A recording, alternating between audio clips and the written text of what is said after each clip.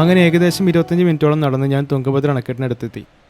കർണാടകയിലെ ഹോസപ്പെട്ടിന് സമീപം കൃഷ്ണനദിയുടെ പോഷക നദിയായ തുംഗഭദ്ര നദിക്ക് കുറുകെ 1953 നിർമ്മാണം പൂർത്തിയായി പ്രവർത്തനം ആരംഭിച്ച അണക്കെട്ടാണ് പമ്പ സാഗർ എന്നും അറിയപ്പെടുന്ന തുംഗഭദ്ര അണക്കെട്ട്.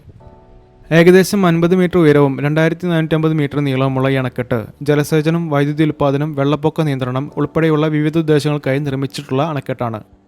നിർഭാഗ്യവശാൽ അണക്കെട്ടിന്റെ മുകളിലേക്ക് പൊതുജനങ്ങൾക്ക് പ്രവേശനമില്ല.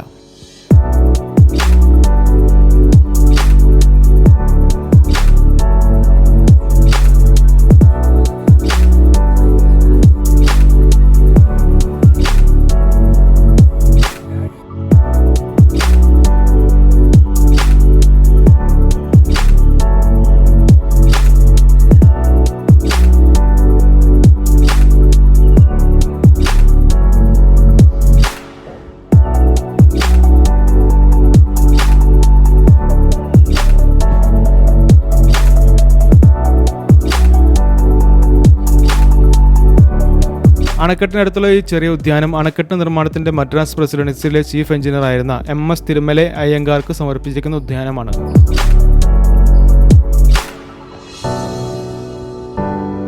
സിമന്റ് അഥവാ കോൺക്രീറ്റ് ഉപയോഗിക്കാതെ ചെളിയും ചുണ്ണാമ്പുകലും ചേർന്ന സുർക്കി മിശ്രം ഉപയോഗിച്ച് നിർമ്മിച്ചിട്ടുള്ള രാജ്യത്തെ 2 പ്രധാന സ്റ്റോൺ മേസണറി അണക്കെട്ടുകളിൽ വലുതാണ് ഈ അണക്കെട്ട്. ഈ വിധത്തിൽ നിർമ്മിച്ചിട്ടുള്ള മറ്റൊരു അണക്കെട്ടാണ് നമ്മുടെ സ്വന്തം മുല്ലപ്പെരിയാർ അണക്കെട്ട്. 28,150 ചതുരശ്ര കിലോമീറ്റർ വൃഷ്ടി പ്രദേശമുള്ള ഈ ജലസംഭരണിയുടെ ഉപരിതല വിസ്തീർണം 350 ചതുരശ്ര കിലോമീറ്റർ ആണ്.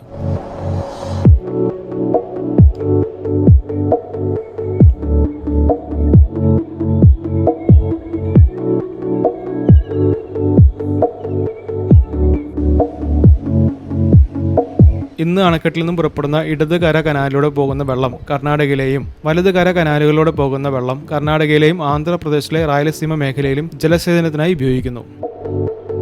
അങ്ങനെ അണക്കെട്ട് കണ്ടതിന് ശേഷം അണക്കെട്ടിനോട് ചേർന്നുള്ള പ്രധാന ഉദ്യാനത്തിലേക്ക് യാത്രയായി.